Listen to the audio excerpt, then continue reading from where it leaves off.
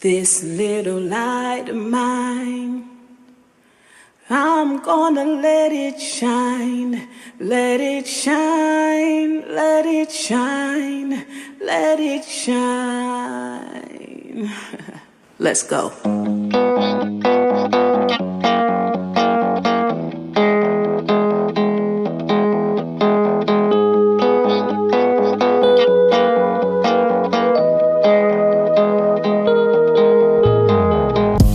Get on your mark, let's go. What you waiting for? There's so much more. The future's yours. Let go, explore. It's yours for sure. Sing with me with fear. So to God I stay near. I keep my hand to the plow. There's no turning back now. My future look bleak. I decided to see. He said follow me. On a journey you'll see. Get on your mark, let's go. What you waiting for? There's so much more.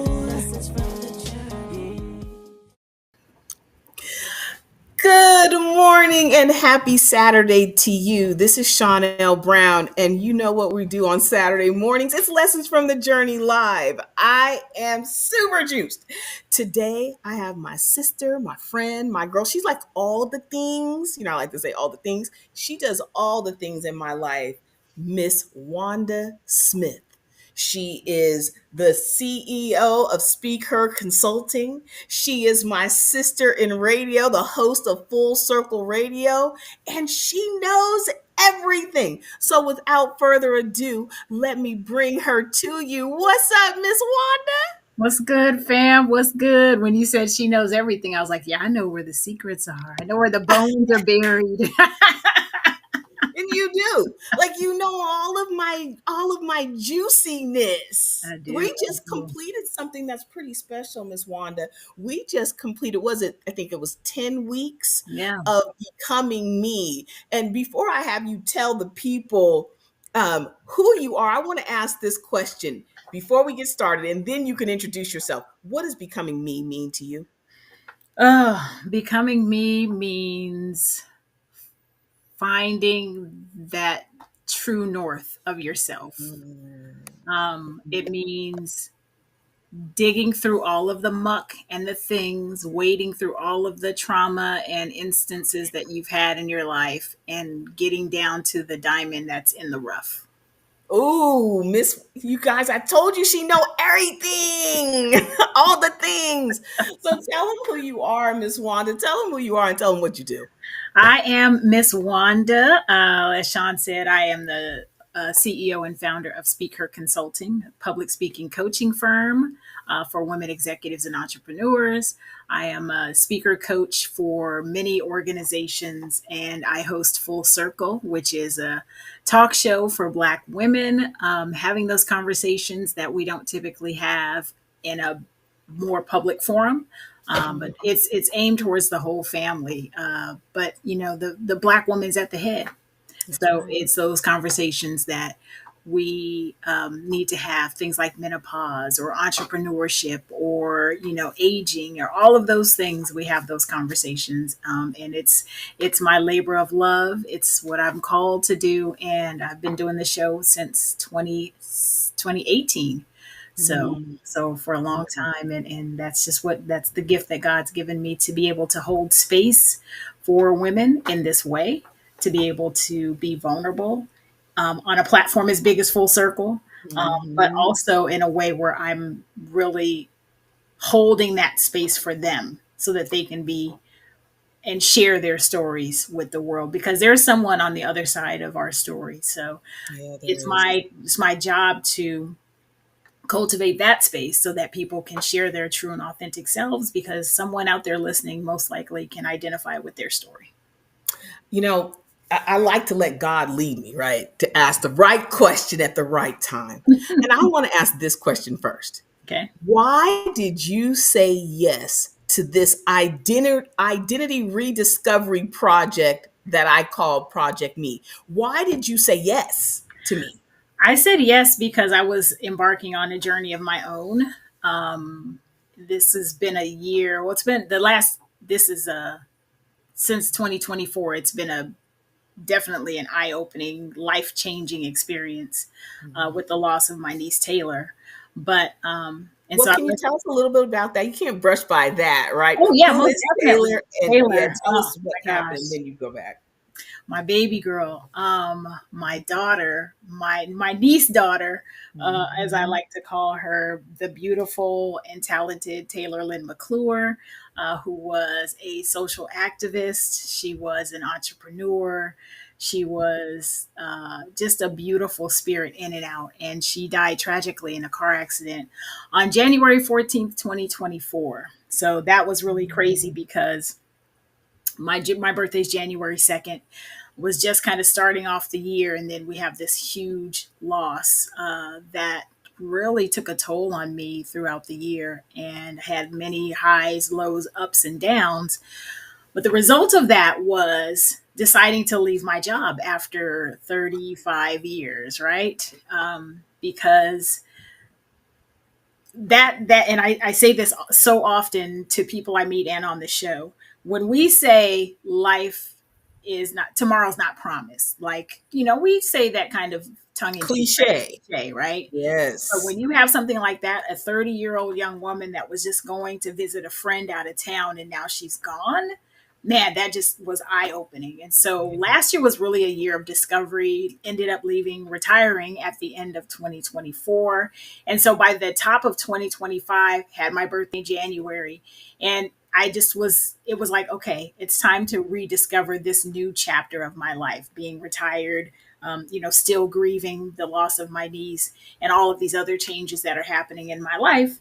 And so when you came with you want to partner with me on this, it was just, I felt like it was God's perfect timing, Mhm. that this was what I was supposed to do at this time. And I was just, before we prepared or before we started recording, I was just looking through my notes from the last couple of months. And man,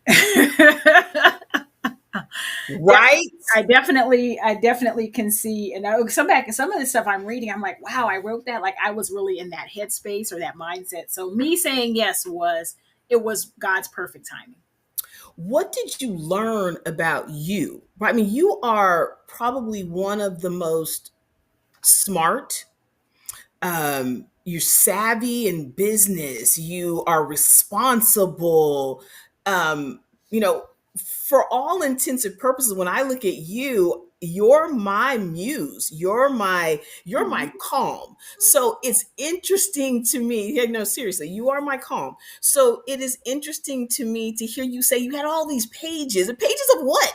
Because you are like, you're Miss Wanda. What did you have to uncover? What did you have to unpack? And what surprised you? Ooh.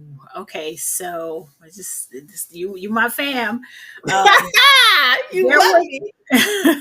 and I always get, look. I'm always on the other side of this, so this is a little awkward, but it's all You're good. like, you're sweating in your neck like this. Um, I had to unpack many years of trauma that I had been burying. Um, that I finally had to come to the realization that I had been coping and having very unhealthy coping mechanisms, like eating my feelings down, isolating myself, judging people. Like there was so many things that God brought started. Like when I asked Him, I was like, Lord, I am ready for this, to have a different outlook on life. I'm ready for a different, just I'm everything. ready for new. Yeah, and so when I asked him and I was like just making myself vulnerable, like all of this stuff started coming up. And it was stuff, some things that I realized I knew, some things that that was buried so deep. And I would get up every morning and journal. I'd read my Bible, then I would just journal, and all of these things would start coming up. And, like as I was sitting here, I'm like, wow, I wrote that. Like I went through that. Because I realized that I was walking through life. And I use this. In fact, I started a book with a title called Comatose. Mm. And I feel like I was walking through life in a coma, like not really acknowledging the things that I had gone through. And I didn't Mhm, feel like I had the mhm. permission to say, and still there's some areas I'm still working on and some relationships that I don't feel allow me to really express the way I want to, and working through those now with the Lord. But um, yeah, I had to really come to the realization that I was just masking who I was. You know, even in doing radio, it was like radio was a place for me to hide. I could interview other people all day, but when people would ask me about me, I didn't have nothing for you. So just realizing and having to lay before the Lord, like I'm hiding myself. I don't know who I truly am because I've been put so many layers of hurt and pain and shame and guilt and all of the things on that I don't even know who I am. Right. So that those were some of the things that I had to unpack and really get to the root of it. It was tough. I was gonna. That was my next Yeah, question. yeah. And what was the experience like? What did it feel like? Because there's people out here that they're going to be pricked by this conversation, right? And Mhm. like the Lord's going to say, "Ding, it's time for you to do that work." Yeah. What was the journey like? What are the nuggets from your journey? Hmm. I think the main thing was that he shone this mirror on me and some of the, coming to realize who you truly are, how you truly show up. When you think that you have it all together, man, that was like a big slap in the face. And there were some days I would be on my face before the Lord, just crying, like, I am so sorry. I did not realize that that was how I was showing up to people. I was judging other people, and and what he showed me was a couple of things was I would judge people for the things I hated about myself. Girl, don't make me run up in here. Don't make me run. Because when you get that Yeah. revelation, you're Yeah. like, Yeah. Right. Right. Right. And yeah, he brought up some painful experiences, some things where I really hurt some people. yeah. And man, just seeing all that was it was hard because it was like, wow, I didn't realize that's who I was. I mean, that's like when you realize that like that was who I was. I don't even like that. I don't like that behavior. I don't like that in anyone else, And but anyone else. I was exhibiting it myself, which was so crazy. But what I loved the most was that he still loved me at the Yes. end of the day, at the end of the night, after the end of pouring out my heart and writing down some things that I've never told anyone that were so painful in my life, he still loves me. And I was watching something yesterday that said, think about the most painful time in your life and how did you get through it? And I was thinking about that and I was like, God loved me. Like there's no other way to say I got through this because of this. I mean, all of that's true, but at the end of the day, it was God's love that carried me through all of the things that I've gone through and experienced and still continue to experience to this day. It's God's love that continues to keep me and that reassures me that even though this is a real funky situation right here, I have you. I got you. I Oh, love you, that you know? is, and I don't think that people really understand that the blessing is on the other side, right? Mhm. So listen, I'm be very transparent right through here. I am 55 years old. I have been following Jesus on August 17th for 28 years. Okay, I got saved in 80, I'm sorry, 78, but I became a follower of Jesus in 97. On August 3rd, my daughter was on her way to have her baby. But in true God fashion, we were delayed. So me and Dre he went and got some breakfast. I came back and the Lord said, sit down and watch church. Okay, yeah, makes sense. I watch church. We have time. We're just waiting. Mhm. I turned on church and the pastor's son, I go to the Rock Church, Temecula Valley. The pastor, shout out Pastor Landon Bozeman because it was huge. So as I sat down, did the person worship, he starts talking about salvation. And me and my little arrogance, I was like, oh, it's a salvation message. I'm saved. Okay. Duh. This is a duh message, right? Well, as he started to proceed through the message, this is what I hear the Holy Spirit say. LaShawn. LaShawn is my government name. And all the years you've known me, have you ever really heard me use the name LaShawn? No. So He says, LaShawn, LaShawn twice. And then I heard, she's not saved. Mm. I'm like, well, what does that mean? She's not saved. Then the pastor breaks down salvation, a total, absolute dependency and reliance upon God, a Mm. complete releasing of coping mechanisms and protection and self preservation tactics. Salvation means you give it up fully. And Mhm. as I sat there listening, I was like, and he started showing me the things. He Mhm. started showing me in the closet at 9 years old, in the back of the closet. He Mm. started showing me where my mom beat me at 7 all day long because I played in tar. He started showing me the little things. And he said, LaShawn, from 11 to in the womb, basically in your father's sack, she's not saved. Mm. She made decisions that said, you can't help me, God. I got it from here. Now, once I became a follower of Jesus, and I love it, took a couple days, right? Because this was August 3rd. I ended up getting saved that day, bawling, crying. My husband is like, what is wrong with you? And I'm like, I'm not saved. Mm. So I got saved that day, right? And as soon as I did that, they were like, the hospital called. Okay, we can go to the hospital now. So I felt like that was a legacy leap, right? That's Protection good. over my legacy because my grandson's about to come in the world. And I felt like God was like, Mm. okay, one more shot before you get here. Do Mm. you want to hand this down to him? Mm. Or do you want to trust me with this? Mm. So I get saved, they call, we go to the doctors, right? Now, as the weeks progress, the Lord starts showing me why I wasn't saved and the coping mechanisms and the attitudes. So, Mm. girl, the Lord speaks to me in music. Let me tell you what Oh song he yeah. sent. You're going to so relate to this. He sent me Don't Be Cruel by Bobby Brown. Mm. Because Because I I would would never never be be cruel that to you. close to you. No, no, no, no. Ah. Don't be cruel. And the rap part, see what's up with that attitude. I thought I was being real good to you. And Mm. I was like, That's good. That's good. oh my God. Then he sent me to Hebrews 11:5 and 6. And in Hebrews 11:5 and 6, it talks about trusting God. And it says, if you don't trust God, you can't please him. Without faith, you can't please him. And then it goes on even deeper to say, you basically can believe that he exists. That's one aspect, that's one level, believing that he exists. And I was like, check, Hmm. I believe you exist. Then it goes on.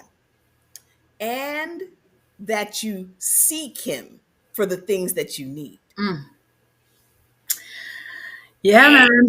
Yeah, man. Yeah. That I'm right there. I'm like, God, I was hurt. But this is, I love to your point about the tenderness of God, because he wasn't coming for me.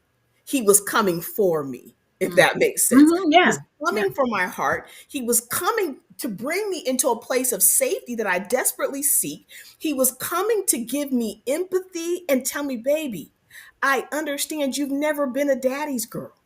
You Hmm. had a daddy who was 16 who gets schizophrenic. You don't know the security and safety that I provide because your earthly gatekeeper didn't provide that for you. So you've lived in self preservation mode your entire life. Yeah. I'm doing my music this week, right? And what he said was, you're not singing because all you know is performance. Mm. And I didn't ask you to perform. I asked you to rap for me and sing to me. And until you can sing to me, these are the parameters you have. You can worship with your family at church and you can record your music, but there'll be no stage for you Mm.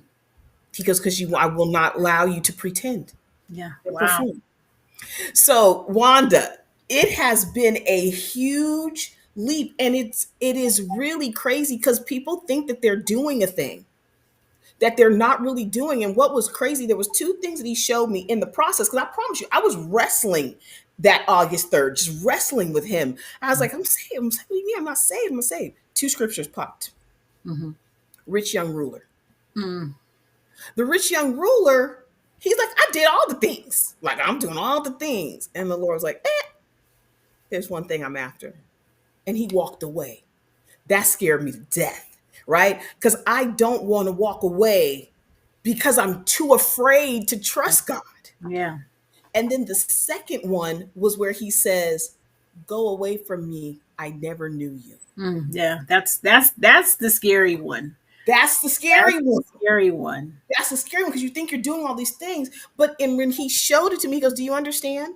You would come to the end of your life. If we don't do this, if we don't uproot this, you would come to the end of your life and I would have to tell you, I never knew you, the person I created, because she's still in the closet. Mm. And you have built all these personas around her, which are viable personas, but without her, they're coping mechanisms. Yeah. Yeah. So it was a real big, like, oh my God, this is crazy. And I do believe that it started with becoming me. When we were in becoming me, what was the one thing that you were like, I can't believe. I can't believe this is me. If you can call it, Yeah. if you trust with your Yeah. spirit. Is what God checked me on the most was pride. Don't make me run in here, Wanda. Pride. He showed me how prideful I lived a lot of my life. Mm-hmm. Um, and that really, when I started examining what pride looked like, it was very eye opening, and I didn't even realize some of the things that I was doing were a result of pride. But at the end of the day, what he showed me underneath the pride was fear. So the pride was a shield because really I was afraid, because really I didn't have enough self-worth. I didn't have enough self-esteem. I didn't have enough, like, I was insecure. And so the pride was the shield for insecurity. So why not be prideful and kind of be standoffish with other people, but internally I was really insecure. And why do you want to show insecurity when you can just be braggadocious and you can just treat people like crap and you can be um, condescend like I was condescending. I was just arrogant, and he was like, that's all pride. And he hates pride. You So it can't was like, I don't stand. want you to hate me. And I don't want to be like this. And how do I not be like this anymore? But I had to drill down to the root of it, which was the insecurity. It's the insecurity. So before we started this conversation today, this was the question I had for God. And I utilize my chat GPT a lot. So I wanted to ask this question. Does pride make you anxious? Because what I'm noticing, I am in I do another radio show called Through the Fire. And so that's a show that I do, me and my husband. And what I've learned since becoming me kicked me in my whole butt. What I learned from becoming me was that why do I struggle being a wife? Why do I struggle with this role so much? He said, because you never learned to be a woman. He said, you never became a you, and you have to become a you to become my definition of woman, not your thoughts or process around woman. So Mhm. that's why you struggle in marriage to be and fall into the roles as I assigned them. And at the end of the day, sweets, you picked your leader. You picked your king, Oh, right? wait a minute, wait a Go minute. ahead. I just had that conversation with the Lord this morning. I know without a doubt, like when I got divorced, I was blaming God. Like, why is this happening? Why are you allowing this to happen? Why are you doing all of this thing? And what he told me was, he wasn't my choice for you. He Mhm. wasn't my choice for you. So now you're living in the consequences of because you have free will. Free will to choose, You babe. chose him. But the beautiful thing about it that is, even through the pain of the marriage and the divorce, he still got glory from it because I That's wrote that right. book, That's Freedom right. by Grace. So he Talk still about gets the book. glory. Yeah. What's the book called? The chapter is called Freedom by Grace, and it's grace is the acronym for the steps that I took to heal from my divorce. Because I mean, and healing on its own breaks down pride Yeah. because Yeah. you have to submit and surrender to the process of healing. I mean, we both are cancer survivors, Hmm. right? Yeah. When I had cancer, I did not go to the doctor and fight them on the fact that I had cancer. They Right. said, right? I didn't get an attitude. I went there. They said, you have triple negative breast cancer. You have vulva cancer. And I said, what's the treatment plan? And then they gave me my options and we got busy, right? Yeah. But when the Lord lays out the treatment plan for me, why do we feel so comfortable ignoring the treatment plan, Wanda? Why? Because first of all, it's not our plan, so it's not in our control. I think Mm, that's the biggest thing is that when we don't have, and you can see that in everyday life, when someone doesn't have control of something, they either ignore it, or they get angry. So we don't have anything in our control. The other thing is that because we know that this treatment plan that God may have for us is going to be hard. It's going to require us dying to self. It's going to be require us to admit things maybe that we don't want to admit about ourselves or about others or how we've treated people or how we've showed up in the world. And that's hard. And we don't want to do that. Even though that's for our good, we don't want to submit to that. That's our child, our wounded inner child. You Yeah. know, Nicole Romeo, you know our friend Nicole. We had a conversation one day. It was early in the morning before Walking Warriors. For those of you that don't know what Walking Warriors is, that's my discipleship community. You got to deal with spiritual key number one. So I created something for that. But we were having a conversation as we were waiting through quad time. And I said, oh, I'm so excited. This is what the Lord showed me. He said, you have to accept the whole reality and learn to respond versus react. And she goes, I have an addition to that for you. How much truth can you tell? Right? She Mm. said, how much truth can you tell? And when she said it, that face that you made, I went, and then I started like a Rolodex through my head for the young people. They're like, what's a Rolodex? But the Rolodex went through my head of all of the ways I actually lie by omission. Mm. Not speaking, not saying how I feel to my husband, not telling the truth to my mother, allowing behaviors from my father, maybe allowing my kids to get away with things that are disrespectful, all because I'm afraid to tell the whole truth and I'm Mhm. afraid of the reaction on the other side. That's it. That's it. But why are we afraid, Wanda? If we know that this thing is hurting me and this is bothering me and it's the truth that's on the inside, why are we afraid? Because we don't want to lose the relationship. We don't want to lose relationship. Even when it's those people that we have an acquaintance with. If I tell you and you react negatively and then you cut me out of your life, that's a whole nother hurt. Now I've got to deal with another hurt. Not just the hurt of whatever you did that I didn't tell you about, but now I have to deal with the hurt of you rejecting me. Yeah, that's what that I'm actually dealing with that right now with someone. Like, I don't understand why they haven't text, called, anything. And it's like I feel rejected. Yeah, But the difference is before where the rejection would really get me down and down on myself. Now I'm like, oh, that's their loss. That's their their issue. issue. They ain't got It nothing. still stings though, don't It it? does sting. It does sting. It does sting, especially when it's a family member. It Yes. definitely stings.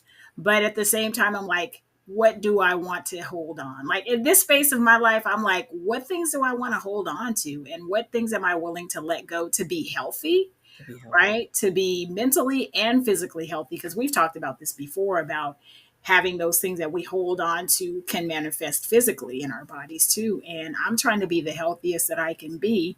And so that means what I put in here, what I allow in here, and what I say, what I ingest physically, spiritually, emotionally, all the things. So, All but the I think things. we just don't want to. We don't want to jeopardize losing a relationship.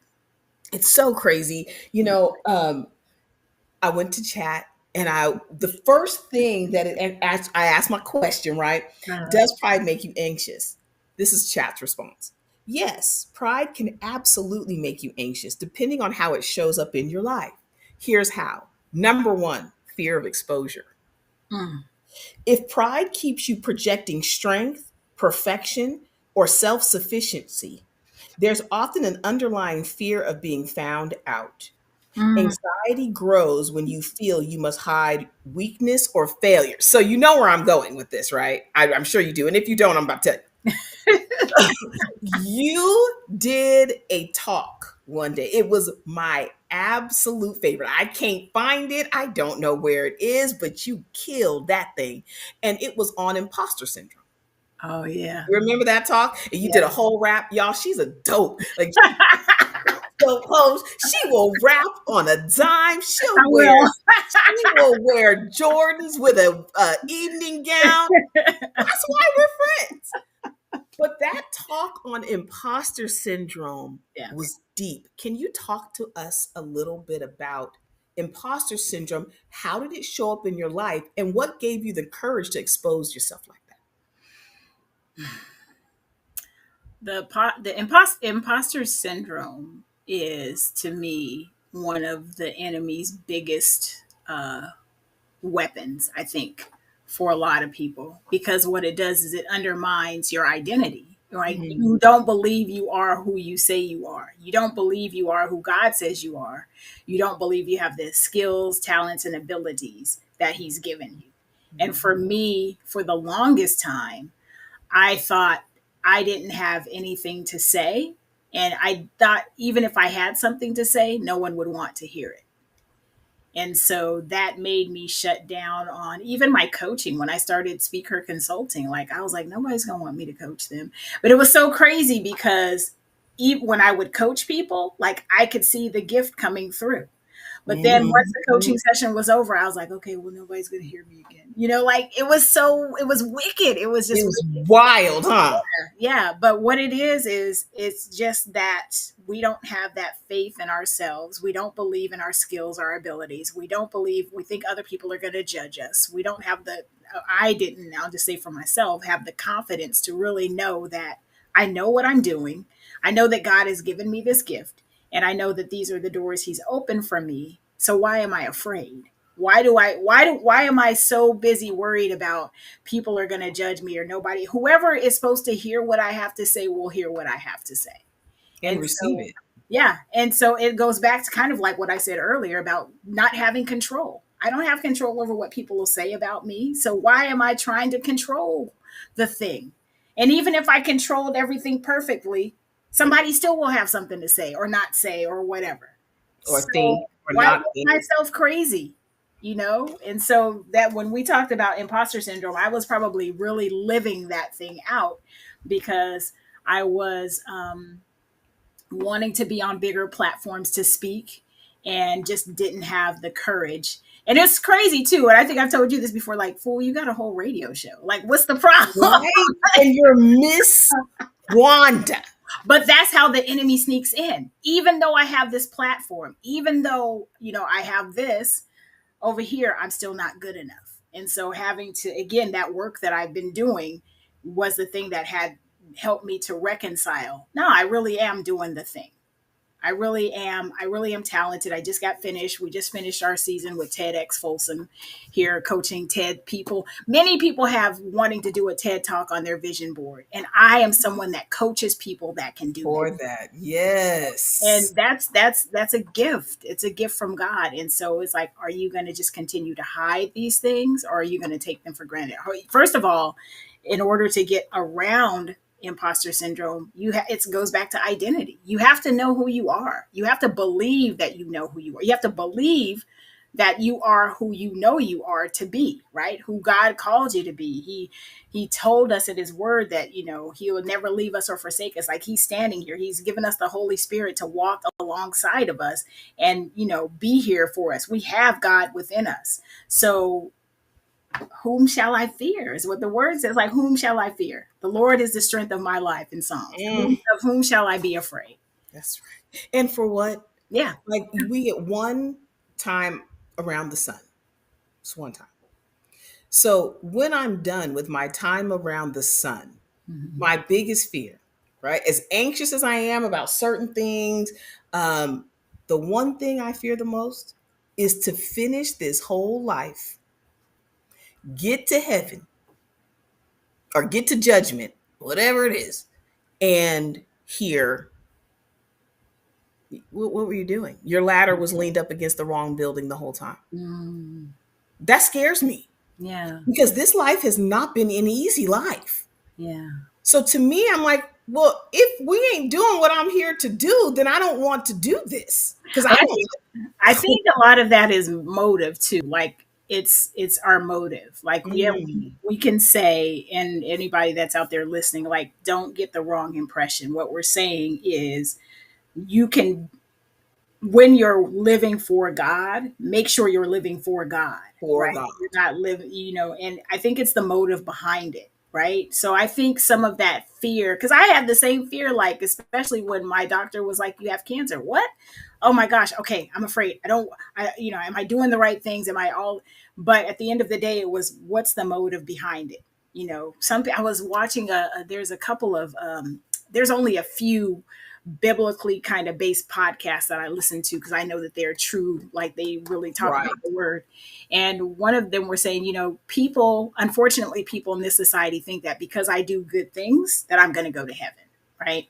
I serve the poor and I, feed the homeless and all that. But where's your heart? Where are your motives? Are you just doing that because you want to earn brownie points to get into heaven? Or have you really given your life to Christ? And you can tell. Let me tell Yeah. Yeah. you, my general, Renee Brown, right? It's my general. She goes, "You always tired. Why are you always tired?" Which then sparked me to go, I'm always anxious, right? The anxiety, it wears on you. It starts to alter the things that you do, and you can't freely be yourself. You can't take care of yourself accurately.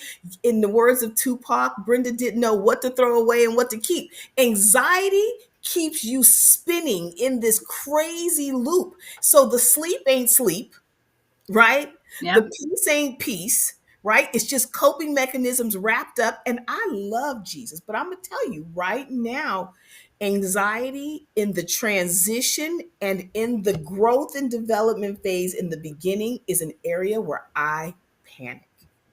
And right now, I am doing some really, I'm a new grandmother, right? Yay. Uh, yeah. I'm a new grandmother. I've become a mom, becoming a mother-in-law on September 3rd. That's another set of responsibilities, right? I have older children trying to learn how to handle them and still play my role adequately, not over mother, not under mother, because I don't have a tendency of over mothering. I'm probably more of the under mother, right? So Mm, I want to make sure that I don't step on my daughter's toes. I'm not all in her business, but that mm, I'm actually in her business, that where she feels like her mother's present. yeah. So all of those things, I feel an intense amount of performance anxiety. Mm, Like, am I going to be able to pull this off? And then attach to that a global movement to unite and change the world with 5 divisions to run and operate and to build. And it is probably pressing on all of my uh coping mechanisms. I want to run. Like mm-hmm, I literally want to run, but I can't run. My thing right now is stop it and face it. mm-hmm. Stop it and face it. It doesn't feel good right now, but my nugget, I love a nugget, and this is the nugget I feel like I want everybody to take from this episode. Stop it. Stop what you're doing. Analyze it.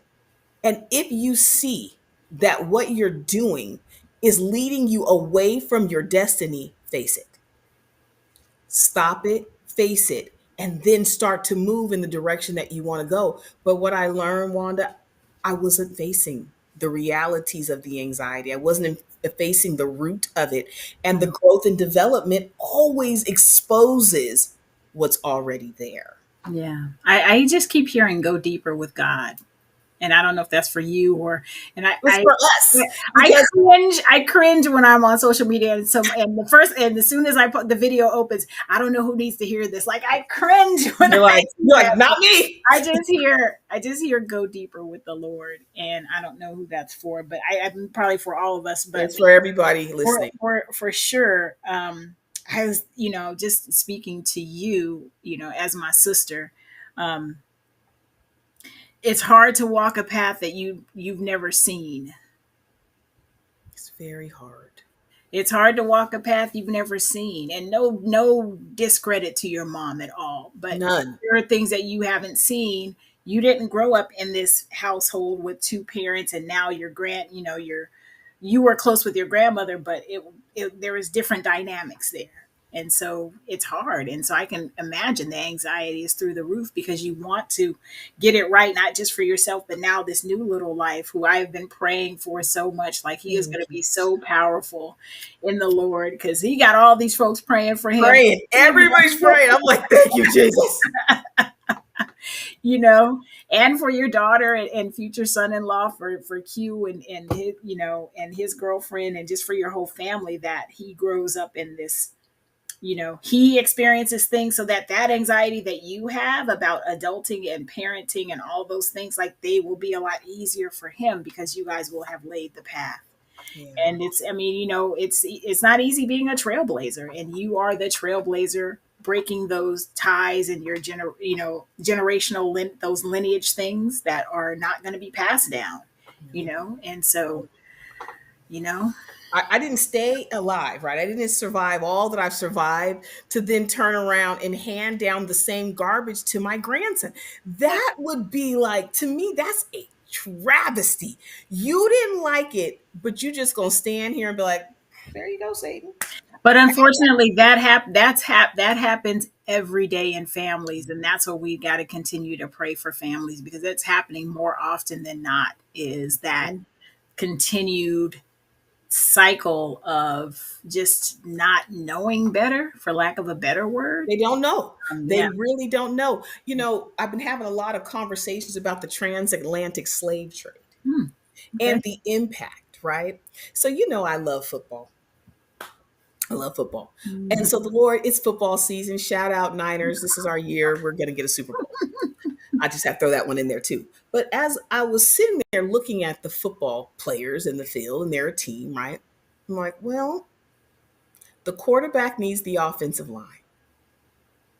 He needs his fullback. He needs his wide receivers. He needs all 11 men on the field to be able to do his job. The wide receiver needs the quarterback to throw the ball, right? And the Mhm. Lord said, on your team, it was you and your mama. And your mama was the quarterback, the wide receiver, the offensive line, and you were just getting shoveled around until you could, at 7 and 8, playing on the field with her. Mhm. That, he said, that's the problem. Mm. And then let me tell you this. This is what I've been running from my whole entire life, Miss Wanda. He said, the problem is you were never anybody's girl. Mm. Wow. And when I received that, it broke my heart. Mm. It was hard to say. I felt indignant. And Mm. if I'm very, very honest, I'm working on my relationship with the Lord right now. We're really working on the healing of it, right? Yeah. I was angry at the life he gave me. Mm.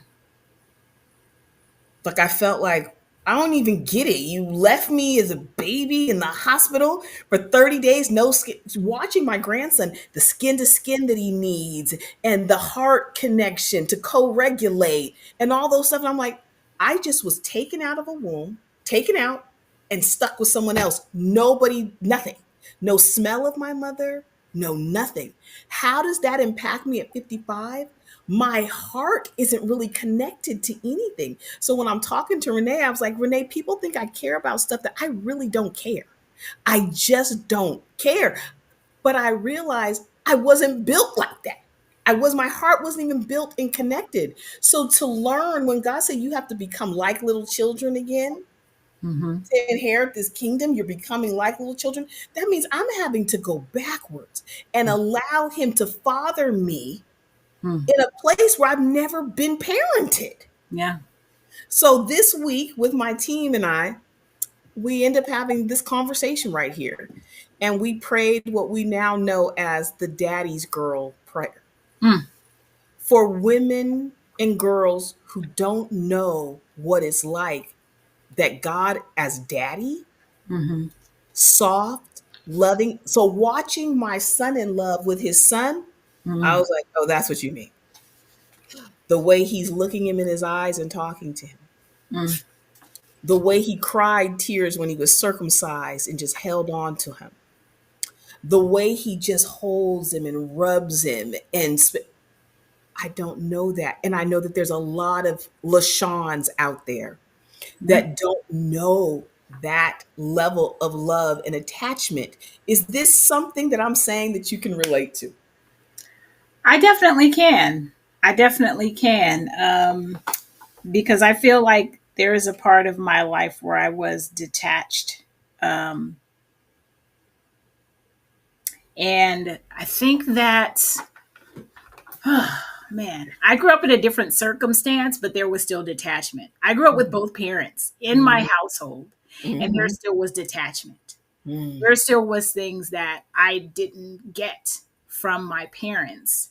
So while you didn't get that skin to skin and all those things, I didn't get other things that were valuable, important to shaping my identity. That's right.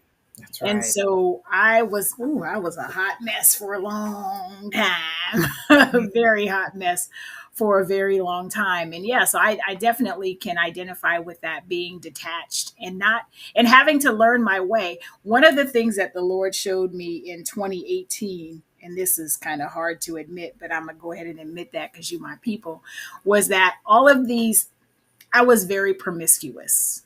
Me too. What I was doing was chasing my dad. Me too. I was just trying to find him. What does I he was look like? chasing the love of my dad. Mhm. And when he showed me that in 2018, like I had been grown, been very grown, but showed me that I had been chasing my dad all of these years. And my dad, and I grew up with my dad in the household till I was like 17.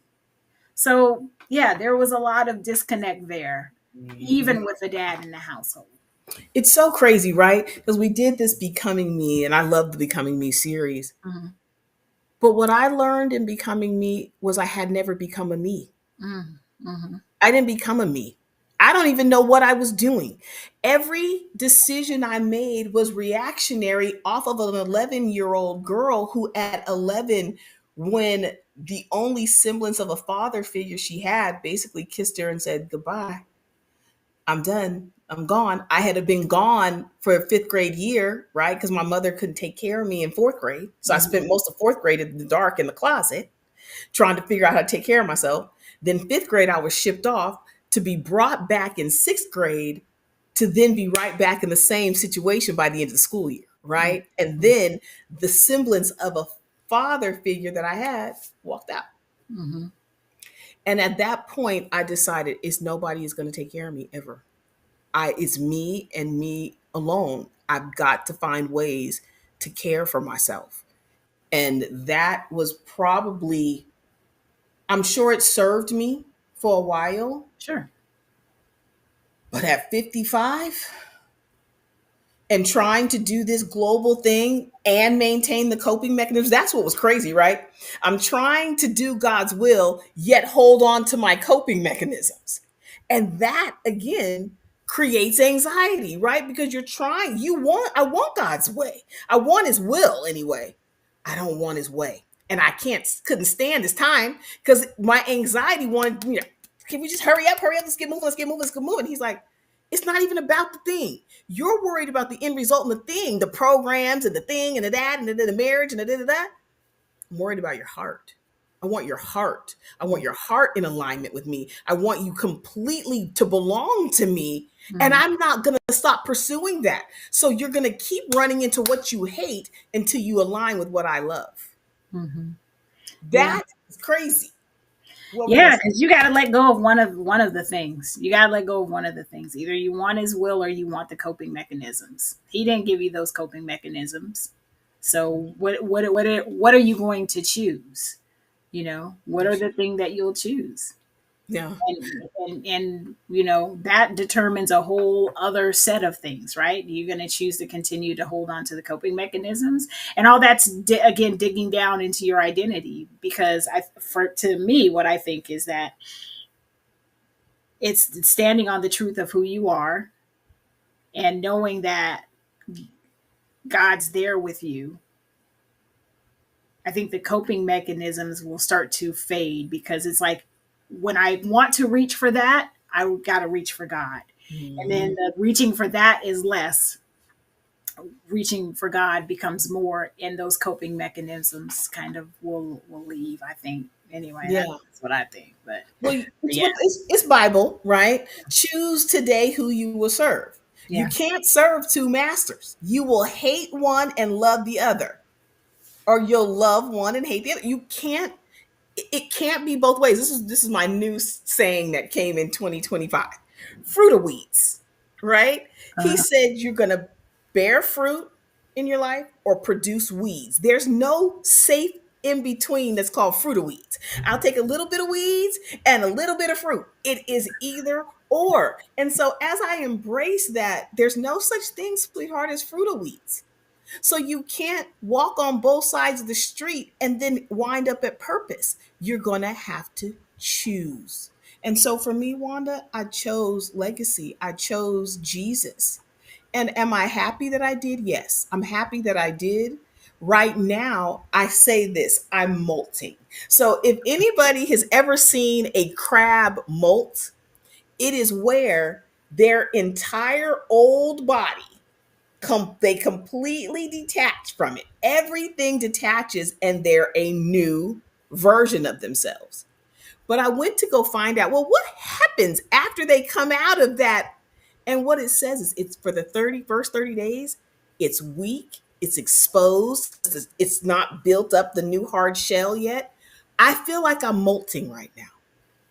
you done got bolting. You done got shredded antlers. You done gave us all kinds. Did I give you shredded antlers today?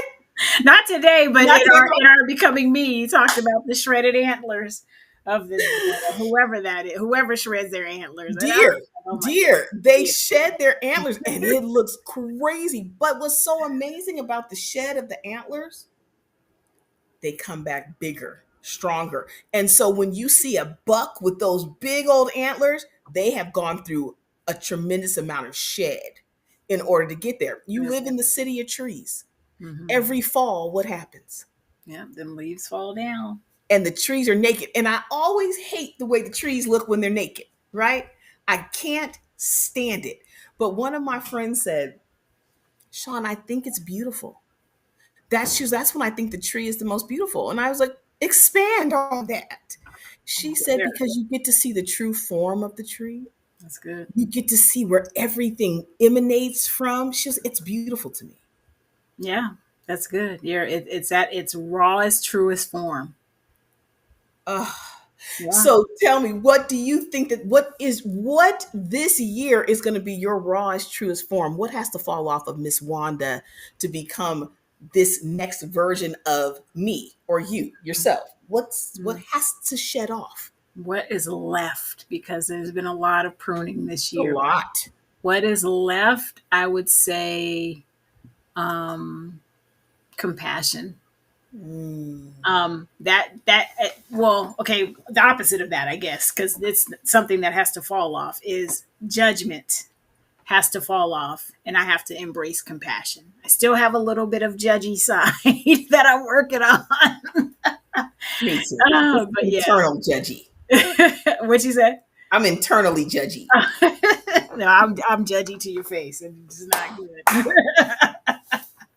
So yeah, I think judgment is the I think one of the last things. Like, it's not that I've ever arrived, but what in this season, judgment definitely has to fall off, and I really want to embrace more compassion of others in this season, because I don't do a great job outside of like the show or outside of being on. I don't do a great job of that. Well, I don't think that, because you're very compassionate to me. You listen to me so beautifully. We have the best conversation. So when you say judgy, it's hard for me to see that because I don't experience you that way.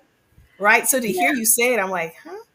You know what it is the judgy is uh it's another wall for vulnerability, right? So I'm judgy because I don't want to be vulnerable. And it's more of like new people that I encounter versus people that I like you like I ain't judging you. But it's like if it's a new person that comes in my space or have an interaction with or something. Yeah, I could definitely be a little like, "Oh, this how you coming? Okay." All right. Well, I've got my 7 keys, right? Yes. So at the end of every season ends June 30th. The next month is my reflection month. July, I just reflect on, where I came from, Mhm. celebrate the things that I grew through, right? Because my season last year was Set the Captives Free. I ended the year by recording Captive, and I felt really, really good about the year. Then I got into July and I started my reflection work. And what I do is I evaluate those first 4 keys because those first 4 keys make up you. Mhm. And this is what the Lord said. He said, spiritually, key number 1, you're hypervigilant. Mm. He said, key number 2, emotionally, you're dysregulated. Wow. Key number 3, he said, you're frozen in the center. Mm. Mm. And key number 4, he said, you don't take good care of your health. He said, but all that'll clear up when you deal with keys 1, 2, and 3. Mm. So this season, I am dealing with spiritual dysregulation. The first step was you got to get saved. I mean, spiritual hypervigilance. You got to get saved because I'm hypervigilant, trying to make sure I do everything to the Mm. letter of that Bible. If it's a period, I got to do it like that because I don't want to.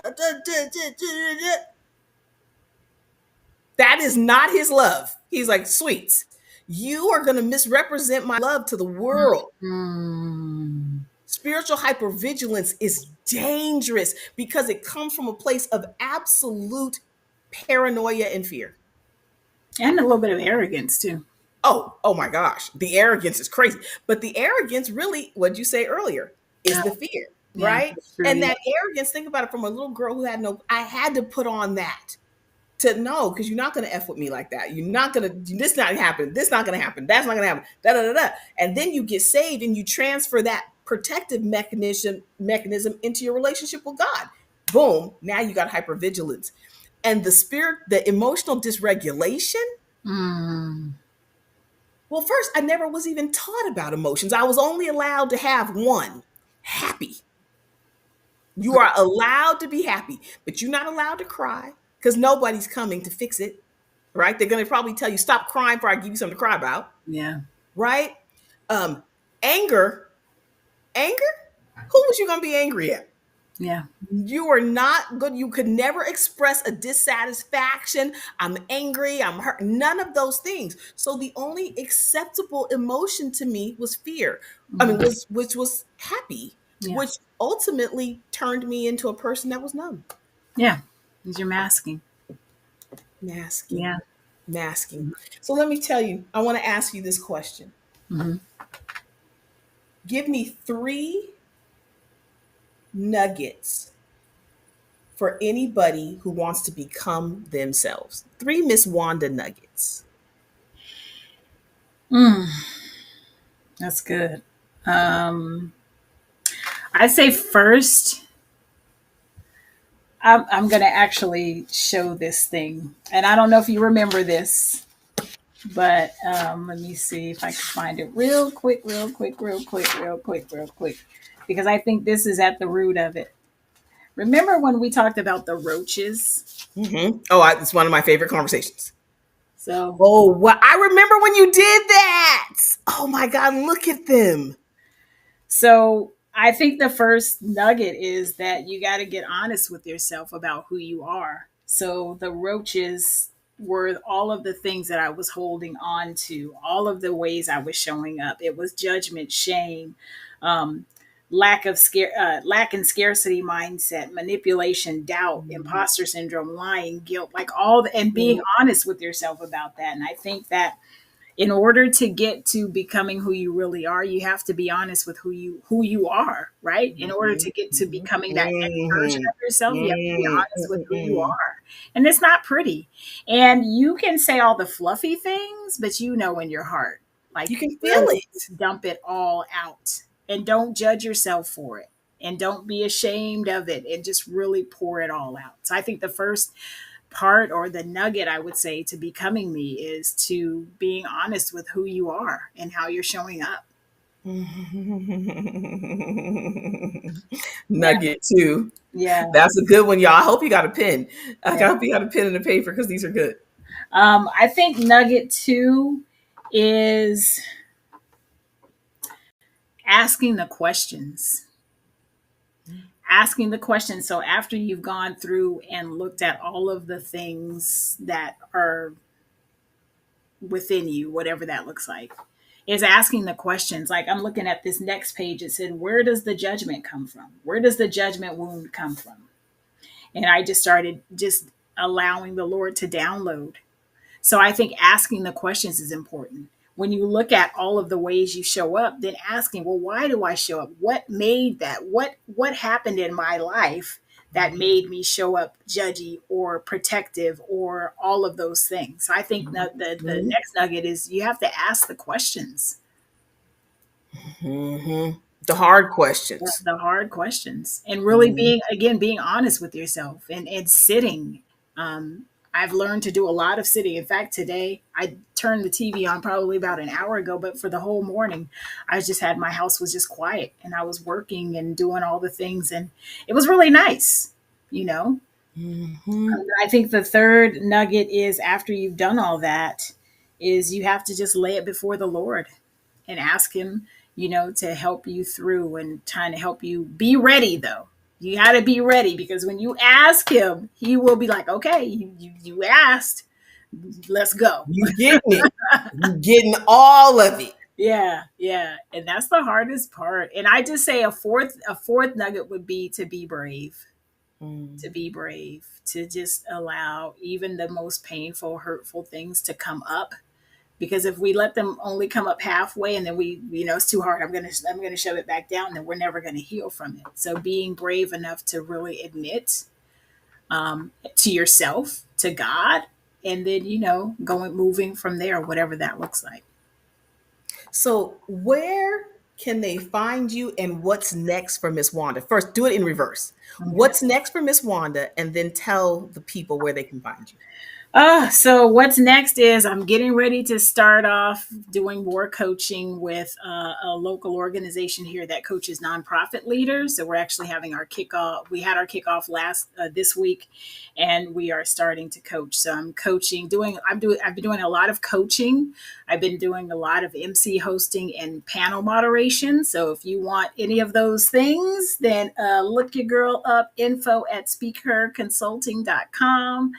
That's where you can find me. Also, you can hear the radio show. Um, what is it called? Full Circle. I was like, are you kidding? I thought you were kidding. You can hear Full Circle on most podcasting platforms if you look for Miss Wanda's Full Circle Radio. My calendar's filling up for like lots of coaching programs, a lot of speaking and things like that. And I really pray that I can get Freedom by Grace fleshed out a little bit more to become its own book and curriculum and all that kind of stuff. So those are some of the things that I want to do. But yeah, that's where you can find me. And I'm going to Arizona to see my son next week, so I'm super happy about that. Amen. Yeah. Please tell him I said hello. I don't know that he really knows me, but he should know me. I'm kind of like an auntie in my own mind, anyway. Well, you have to come out there with me one time. Yeah, in the fall and in the Oh winter. yeah. Yeah, we were just talking about Arizona What are today, and I'm differences? like, sorry, Arizonians, I love you, but it is hot. I love it. I cannot wait. I cannot wait to be in that heat. I love it. I love it. Really? Yeah, yeah. Yeah, we have to have that's a whole nother show because that's the insanity. I'm just kidding. I always tell people, look, I got to live right on Earth because that heat, look, I You don't should want like to. it. I do not want to live eternally in that at all. So I enjoy it on this side of heaven, for sure. But yeah, so that's me. Just trying to really get my speaker consulting really up and going, and like I said, lots of panel moderation, which I absolutely love. And then I've been doing some event hosting and things like that too. So trying to stay busy. You're busy. You don't need to try. You're very busy. So I want to say this to you. Thank you for being my sister. Thank you for being my friend. Of And course. thank you for leading the way and giving me the courage to step into all these platforms. I don't think I could have done it without you. I think God sent you to me and said, that little thing needs some help, Miss Praise God. Wanda. And you Praise came into my life at a time where I definitely desperately needed a sister. I desperately needed a friend that I could confide in.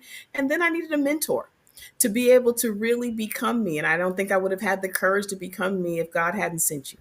So God. I hope you know I love you with my whole soul. And I love y'all too. So you come back here next Saturday at 9 a.m. and get some more of these lessons from the Journey Nuggets because you need them.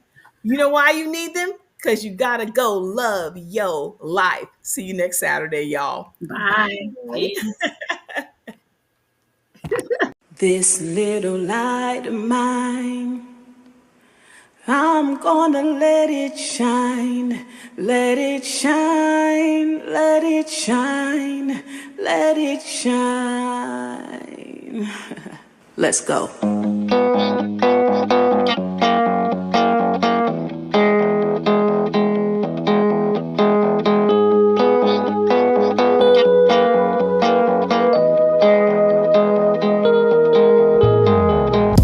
Get on your mark, let's go. What you waiting for? There's so much more. The future's yours. Let go, explore. It's yours for sure. Sing with me with fear. So to God I stay near. I keep my hand to the plow. There's no turning back now. My future look bleak. I decided to see. He said follow me. On a journey you'll see.